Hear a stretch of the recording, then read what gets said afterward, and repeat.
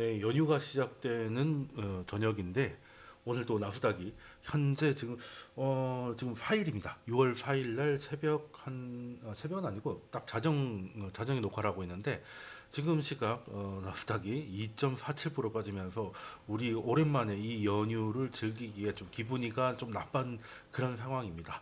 뭐 근데 사실 요즘 뭐 나스닥이 이렇게 뭐 급등했다가 급락했다가 하는 건 하루 이틀 일도 아닌데요. 일단 왜 이렇게 시장이 이제 조울증 환자처럼 이제 왔다 갔다 하느냐면 일단 거래량이 별로 없어요. 거래량이 많이 죽어서 약간 밀면 훅 밀리고 또 땡기면 훅 땡겨지는 이런 마치 뭐 굉장히 얇은 뭐 그런 시장의 모습을 보이고 있습니다. 예, 그래서 이제 미국 시장이 맞나 싶을 정도로 이제 조정을 보이고 있는데 어쨌든 이렇게 된 데는 뭐 여러 가지 이유가 있겠지만 이 많은 요소들이 결과적으로 연준이 이제 실수를 하게 만들었고 그래서 그 연준의 실수가 이제 어떻게 보면 좀 늦게 움직인 거죠. 인플레이션에 대해서 좀 늦게 움직인 거고 그거에 대해서는 이제 벤 버냉키 의장도 전 벤 버냉키 의장이 현 파월 의장에게 액션이 늦었다고 이제 쫑꼬를 줄 정도로 좀 늦긴 늦었던 것 같습니다. 뭐 물론 연준의 입장에서 변명을 좀 해주자면 초반에 있었던 인플레이션이긴 분명했습니다만 연준이 어떻게 할 수 있는 게 아니었잖아요. 뭐 기름값이 오르면 뭐 연준이 금리 올린다고 기름이 막 솟구치는 것도 아니고 이건 또 코로나 때문에 중국에서 미국으로 배가 안 가고 뭐 이렇게 되면 이건 연준이 할 수 없는 건데 어떻게 하냐 라고 이제 변명을 해줄 수 있지만 뭐 초반엔 그게 맞았어요. 그래서 연주도 일시적이라고 했잖아요.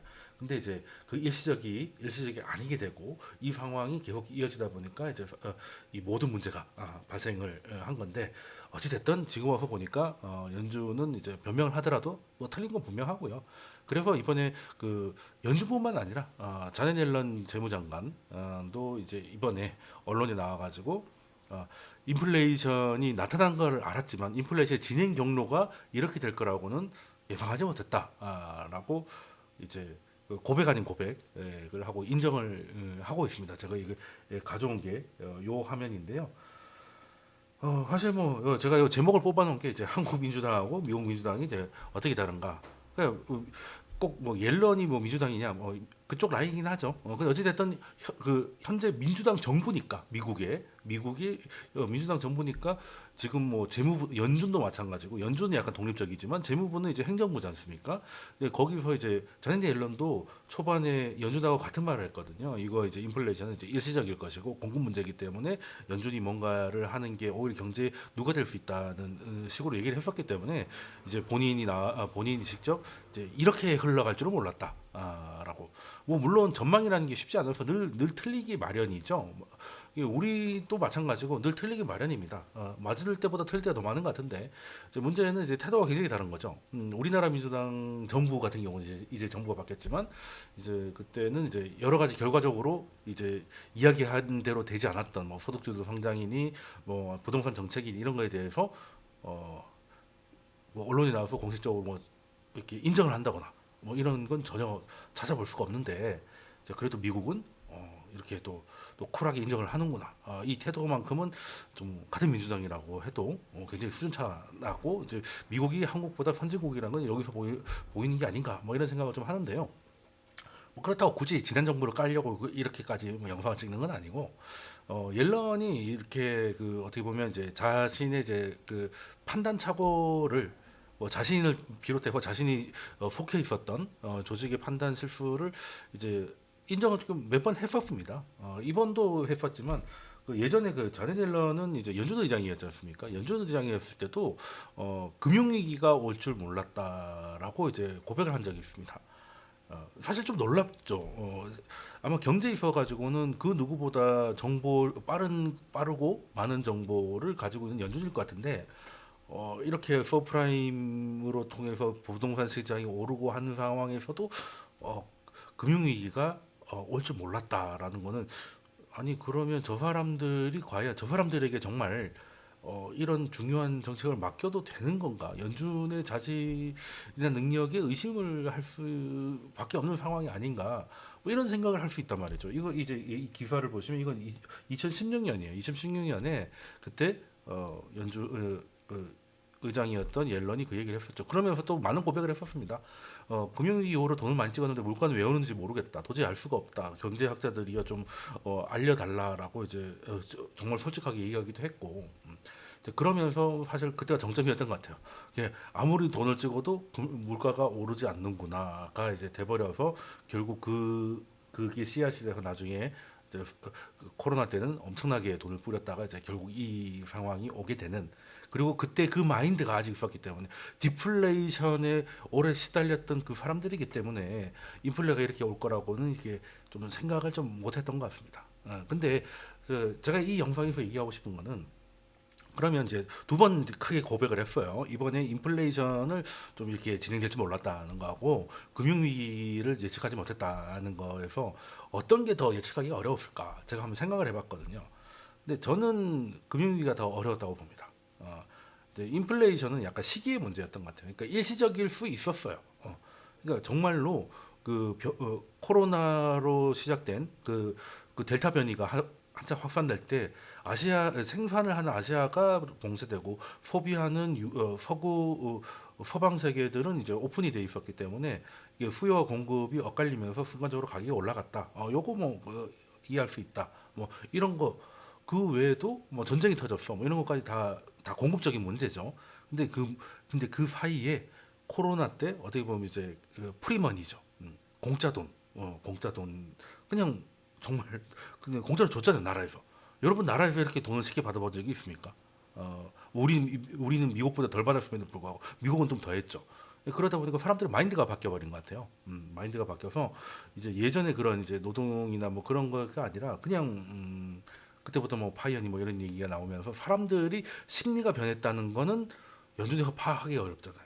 연준이 파악하는 주로 경제 지표일 텐데 그 경제 지표의 사람들의 심리가 결국은 묻어 나오겠지만 그게 또 어떻게 해석을 해야 되고 실시간으로 나오지는 한계가 있을 거란 말이죠. 그러면 우리가 생각할 때 어떤 뭐 그 고용 시장이 화랑이 돼서 뭐 급여를 더 준다고 하면 사람들이 더 많은 일자리를 찾아오고 할 줄 알았는데 뭐 딱히 그렇지도 않더라는 거죠. 뭐 그거 좀 더해 보니 차라리 뭐 나스닥이나 코인 해가지고 그냥 빨리 부자가 돼서 파이어하는 게 낫겠다는 생각을 하는 사람들이 연준 생각보다 훨씬 많았기 때문에 그냥 고용 시장이 생각보다 너무 강해서 초반에는 공급으로 인한 인플레이션이었지만 후반부로 가면 갈수록 임금 상승을 통한 수요 견인이 나타나기 시작했고 두 개가 동시에 일어났다는 거죠. 공급이 좀 이제 완화될 때 델타 이제 변이 때문에 이제 문제가 됐던 거 좀 풀려 나가려고 할 땐 또 하필 러시아와 우크라이나의 전쟁이 있어가지고 공급 문제는 오히려 더 가중돼 버렸고 수요는 수요대로 계속 간 거죠. 그러다 보니까 이런 문제가 됐는데 뭐 이거보다 저는 이제 금융위기 때 파악하기가 더 어려웠을 거라고요. 이것도 아마 사람들의 마인드, 소위 말하는 저는 좋아하는 표현이 아닙니다만 MZ 세대 뭐 이런 사람들의 이제 어떻게 보면 그 직업에 대한 마인드 이런 것들이 변화가 연준은 그거는 좀 놓치지 않았었나 이런 생각을 하는데, 그래서 이제 이번 인플레가 예측하기가 뭐 좀 어렵겠지만 저는 금융위기 때 예측하기가 더 어려웠다고 봅니다. 여러분들이 한번 생각을 해보시면 금융위기라고 하면 이제 그냥 어떻게 들리시? 금융위기라면 그냥 뭐 엄청난 일이 벌어져서 주가도 엄청나게 떨어지고 뭐 혼란에 빠진 뭐 그런 겁니다. 뭐 위기니까 말 그대로. 근데 위기는 여러 종류가 있죠. 뭐 2012년엔 유로존 재정 위기라고 하고 우리 때는 또 IMF를 이제 외환 위기라고 하잖아요. 근데 금융 위기는 뭐냐? 금융이 뭡니까? 금융이 파이낸싱이잖아요. 파이낸싱이 뭐예요? 우리나라 말로 하면 재정 위기는 뭡니까? 재정은 이제 나라 재정이니까 나라의 문제가 나라 국간의 문제가 생겼다. 그 재정 위기고. 요건 쉽죠. 그리고 이제 IMF 외환 위기. 외환 위기 뭡니까? 외환은 이제 즉 달러니까 달러가 부서 난리가 난 거. IMF. 이건 쉬워. 근데 금융 위기가 뭐냐? 금융은 파이낸싱. 파이낸싱이라는 이제 돈을 끈다는 거죠. 그러니까 쉽게 말해서 우리가 뭔 일을 할 때 돈이 필요하면 돈을 좀 땡겨오는 요런 게 이제 파이낸싱인데 돈을 땡길 수가 없게 됐다는 거예요. 근데 왜 돈을 못 땡기냐? 는 건데 그래 금융 시스템이 문제가 생기는 겁니다. 그러면 우리가 지금 이제 코로나는 이제 실시간으로 겪으셨을 거기 때문에 좀 아실 텐데 이게 금융위기만 해도 2008년 막 그때잖아요. 그래서 벌써 한 10년도 넘은 이야기라서 이거를 좀 모르시는 분들이 많을 것 같아서 그때 차트를 한번 펴놓고 옛날 이야기를 한번 해보면서 그때가 더 어려웠다는 이유가 뭔지 설명을 드릴게요. 이게 노란색이 이제 코스피입니다. 그리고 이제 파란색이 S&P 500이에요. 놀랍죠. 보통 이제 미국이 이렇게 오르고 우리나라 이 국장은 바닥에 길 것 같은데 그때는 한국이 훨씬 좋았고요. 미국 S&P는 금융위기 터져서 많이 떨어졌는데 사실 뭐 별로 오른 것도 없습니다. 그죠? 그러니까 이거 상대적인 거예요. 아예 안 오른 건 아닌데 한국이 많이 올라가서 좀 짜부가 되긴 했는데 전반적으로 박스권이었습니다. 전반적으로 박스권. 그래서 사실 인플레이션이 좀 있을 때는 이제 한국 같은 곳이 이제 좀 더 수익이 좋았고 디플레이션의 향이 강할 때는 이제 미국이 강했다는 건 제가 라이브에도 말씀드렸는데 이제 일단 그건 지금 오늘의 주제는 아니니까 이걸 보고 말씀을 드리면 이게 2003년부터인가 여기 저희가 2005년부터 가졌는데 2001년에 이제 그 9.11이 터지고 그러면서 이제 전 세계 중앙은행들이 손을 맞잡고 이제 금리를 확 떨어뜨려서 유동성을 공급을 해요. 그러다가 그때는 어떻게 될지 몰라서 뭐 미국이 이제 9.11이 터졌으니까 이제 뭐 전쟁을 해야 될지 모르니까 돈이 풀려도 별로 시장이 좋지 않았다가 이제 아프가니스탄을 이제 공격하고 빌라덴만 잡아줘지면 이제 끝날 것처럼 얘기를 하니까 이제 뭐 3차 대전이 일어나지 않나 보다. 라고 해서 그때부터 풀린 돈들이 막 이렇게 유동성 장세, 우리 코로나 때 돈 뿌려서 올라갔던 그렇게 쭉 올라가기 시작했어요. 그러다가 이제 지금의 시기처럼 유동성 장세가 끝나서 쭈루루룩 빠졌는데요. 이때 이제 미국도 좀 빠졌고, 근데 당시에는 다행스럽게도 유동성 장세에서 숨통을 틔웠던 우리나라 기업들이 실적이 잘 나오기 시작하면서 이제부터는 유동성이 이제 줄어들고 금리는 많이 올라감에도 불구하고 우리나라 실적이 좋아지면서 주가가 많이 올라갔다 실적 장세가 일리기도 했는데, 자, 그러면서 아주 좋았단 말이에요. 요때 2003년 최저점이 코스피가 455였습니다. 근데 이제 2000까지 그냥 내리 달려가는 거죠. 지금 뭐 한때 잘 나가던 나스닥 수준이 계속 몇 년간 이어졌다고 보시면 돼요. 자, 그러다가 2007년쯤 올 때부터 사실 서브프라임 얘기는 계속 있었습니다. 계속 있었고 이게 뭐 영화 빅쇼트에 보면 뭐 개 이름으로 집을 사고 뭐 그냥 이제 비정규직이라고 할 수 있는 그 스트리퍼 같은 사람도 뭐 5채를 그냥 아무 문제 없이 대출받아서 사고 뭐 이런 것들이 나오잖아요. 그래서 이게 부실화 될 거라는 거는 사실 빅쇼트의 주인공이었던 마이클 버리가 아니라도 어느 정도 경험 있는 사람은 좀 예측이 됐었습니다. 근데 문제는 그래서 실제로 이게 문제가 돼서 터질 거다. 라고 해서 실제로 2003년 그때 베어스탠 사고 좀 무너진 적 기억이 났을 거예요. 나중에 리먼이 커서 그렇지 리먼보다는 좀 작았지만 당시에 그래도 꽤 컸던 베어스탠스라는 기업 그 투자은행이 부도가 납니다. 이제 그 서브프라임에 잘못 투자를 했는데 서브프라임이 부실화가 되니까 이제 그러면 어떻게 됐냐? 쭉 빠졌다가 이제 서브프라임 끝났네. 서브프라임 끝났어. 그럼 이제 그 1년 내내 시장 비관론자들이 주구장창 얘기했던 서브프라임이 드디어 터졌고 어떻게 보면 치러냈잖아요. 그래서 다시 주가는 거짓말같이 반등을 합니다. 뭐 미국도 마찬가지고 한국도 마찬가지고. 그러면서 이제 오히려 고점을 더 높여가요. 그래서 우리나라 기준으로 고점은 2007년 11월입니다. 3월 달에 한번 빠졌다가 이제 11월까지 계속 올라갔죠. 서브프라임 끝났다고 생각했어요. 그랬는데 그때부터 이제 문제가 좀 생기다가 마지막 탈출 시기, 마지막 탈출 시기. 그때도 이제 다른 문제들이 생겨가지고 서브가 끝난 게 아닌 거 아닌가라고 해서 쭉 빠졌다가 이제는 정말 이 두 번 치렀잖아요. 2번 치렀으니까 이제는 정말 끝났어라고 해서 한 1850인가 거기까지 올라왔다가 이제 그때부터 사단이 나는데 정확히 리먼은 사실 이때입니다. 리먼은 좀 이때 좀 지나고 나서입니다. 어떻게 보면 그러니까 어떻게 보면 화기사살 비슷했던 거죠.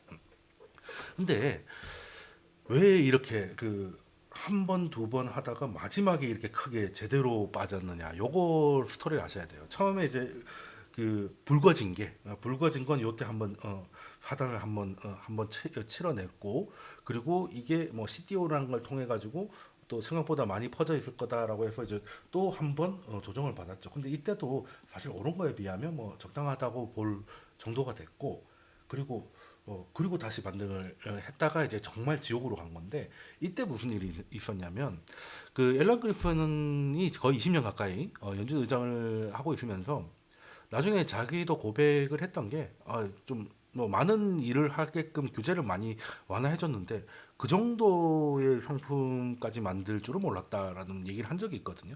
그 정도의 상품이 이제 CDO예요, CDO.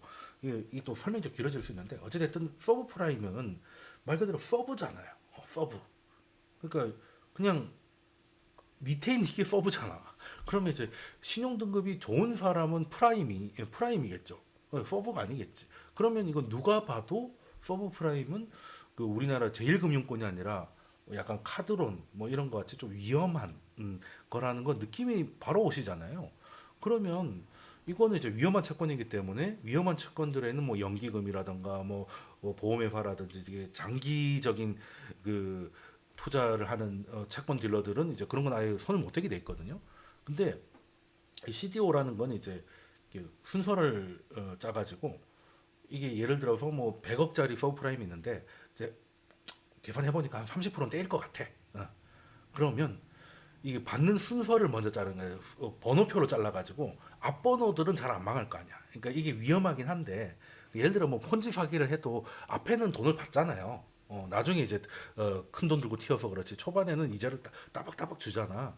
그러면 똑같은 겁니다. 이게 서브 프라임이긴 하지만 내가 이제 그 받는 번호를 선순위로 받으면 후순위는 가면 갈수록 위험해질 테니까 앞순위는 적어도 한 3번까지는 절대 안 망한다. 예, 오늘 도망가려고 해도 남은 돈이 있기 때문에 한 3번까지는 괜찮아. 그래서 1, 2, 3번 번호표한테는 트리플 A로 줘요. 트리플 A. 트리플 A라고 하면 세계에서 가장 안전한 등급이죠. 그러면 이게 트리플 A가 되니까 이게 다른 은행들이나 이런 일반 그 국채나 이런 안전한 데 투자해야 되는 연기금, 뭐 퇴직연금 이런 데서도 투자를 많이 하게 된 것이고 거기까지 위험이 번졌다는 것 때문에 요때 한 번 더 빠진 거예요. 이거 그러니까 1차가 서브 프라임이 부실화됐다가 한 번 빠졌고 2차가 CDO 때문에 위험하다는 거였거든요.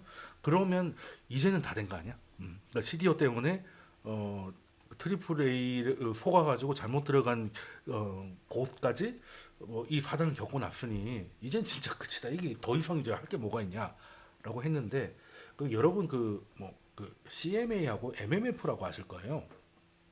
그건 이제 뭐 사실 뭐 투자라고 보기도 어렵죠. 그냥 이제 그 MMF는 머니마켓 펀드고 이제 CP는 이제 뭐 레포 시장 이런 데다가 이제 하루짜리 그러니까 보통 이제 90일짜리인데 그뭐 예를 들어서 뭐 RP가 90일 만기다. 그러면 이제 하루 만기가 하루 남은 걸 사는 거예요. 하루 남은 걸 사서 그 다음 날 만기가 돼서 돈을 타면 그 이자만큼 돈이 들어올 거 아니겠습니까? 그 이자를 이제 우리한테 주는 겁니다. 그래서 투자긴 한데 굉장히 안전하죠.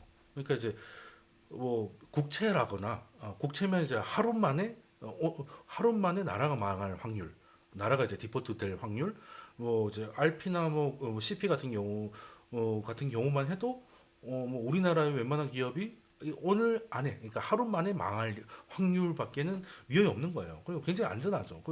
그래서 우리가 예전에 재테크 바람이 불 때 2007년 이럴 때 뭘 제일 먼저 했냐면 그냥 예금 이자 하지 말고 CMA 넣어서 CMA 이자 받아라. 그건 이제 하루만 넣어도 이자를 준다. 지금도 마찬가지죠.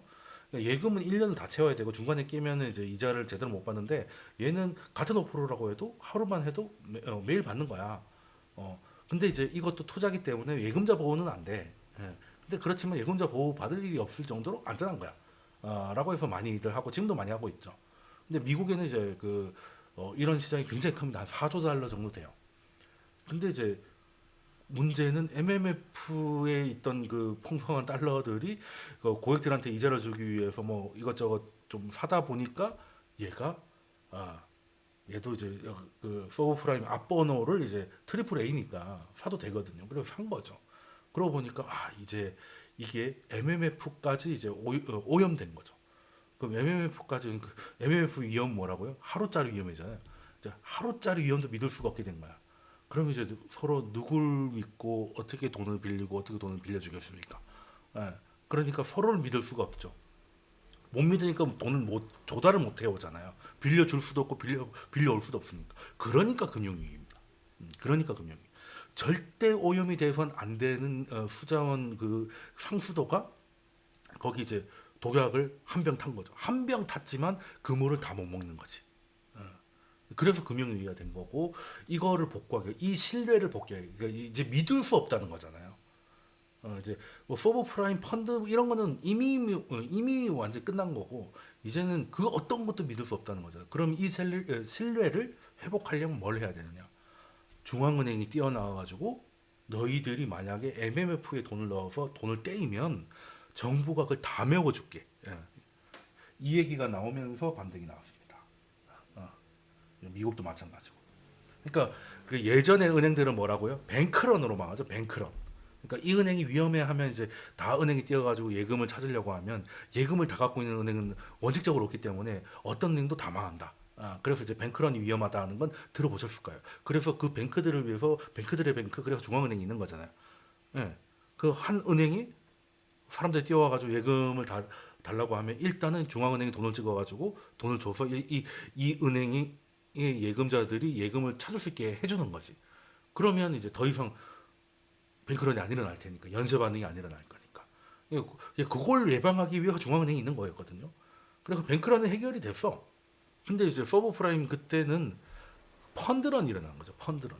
그러니까 이제 그냥 예금은 뭐 문제가 없는데 뭐 CMA 넣은 돈, 뭐 이런 것들. 그때 지금 그때가 뭐 MMF 이자가 그때 하루에 1년에 5.25에서 5.5%막 이랬거든요. 그러니까 예금 이자보다 훨씬 좋았으니까 예금 이자도 그때도 좀 높긴 했습니다.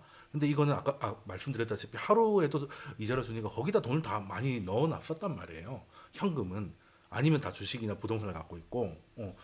그런데 이제 사람들이 이제 이 뉴스를 듣고 다 뛰어가서 리만이라는 회사가 갖고 있는 뭐 MMF도 다 작살나고 하니까 믿을 수 없다. 라고 해서 이제 펀드로 다 찾으려고 하니 그 단기 자금을 조달하는 이 시장에 돈이 싹 빨려 나가잖아요. 그러면 은행들 그러니까 아무리 내가 뭐 건물주라고 해도 이번 달 내가 카드 값을 낼 현금이 없으면 부도잖아요. 연체잖아. 그래서 단기 자금 시장이 이제 씨가 마르니까 정부가 나와서 이제 그냥 어떻게 보면 이제 쉽게 말씀을 드리면 뱅크런 일어났을 때 은행이 그냥 전액 보증하겠다. 라고 한 건데 이거는 이제 은행이 아니라 펀드였다. MMF 시장, CMA 시장이었다. 라는 것이고 그 조치가 딱 나오면서 바닥을 잡았고요.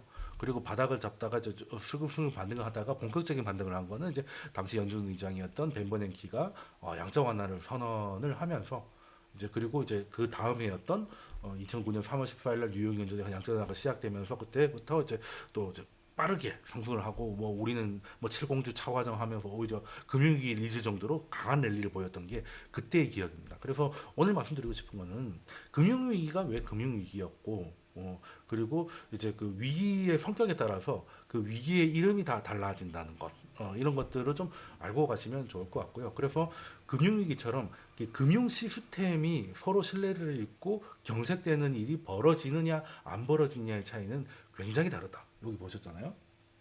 버블 붕괴 그리고 위험의 확산. 그런데 정말 신용 리스크는 그 이미 뺀 데서 확 더 빼는 거죠. 레벨이 달라지는 겁니다. 그래서 우리는 그때 고점 대비 62%도 빠지고 했었던 거거든요. 그래서 보통 뭐 그냥 아무런 일이 없어도 주가가 조정을 받을 때는 조정장에는 지수가 이제 고점 대비 10에서 15% 정도 빠지고 그리고 이제 그 연준이 좀 긴축을 좀 강하게 하면 또 10에서 20% 조금 넘게도 빠지기도 하고요. 그리고 이제 경기 침체하고 이렇게 오면은 이제 50%도 넘기도 하는데 뭐 50%를 넘으려고 하면 어, 경기 침체가 뿐만이 아니라 시스템 위기라고 하면 신용 리스크, 신용 리스크. 그러니까 서로 믿을 수 없게 되는 상황. 은행이 문제가 되거나 아니면 단기 자금 시장이 문제가 되거나 아니면 기업들이 부도가 나서 회사채가 뭐 갑자기 휴지값이 된다거나 이런 일이 벌어지는가를 그거에 따라서 그 하락의 레벨이 달라진다. 그 정도 좀 알고 가시면 좋을 것 같습니다. 그래서 이번은 어떻게 될까요? 이번은 일단은 뭐 현재까지는 경기 침체 우려가 있고 연준의 강한 긴축 우려감으로 지금 한 20몇% 정도 나스닥은 빠져 있는 상태인데 원래 여기서 이제 멈추면 이제 평이한 수준으로 넘어가는 겁니다. 좀 빠르긴 했지만 하락폭은 이제 연준이 이 정도 긴축한다고 했을 때 이 정도도 빠졌어라고 넘어갈 수도 있고 여기에 만약 경기 침체가 실제로 오면 여기서 한 10% 정도 더 빠질 수도 있고요. 근데 그 경기 침체의 결과로 신용 리스크나 유동성 리스크가 불거지면 고점 대비 50%도 빠질 수 있다.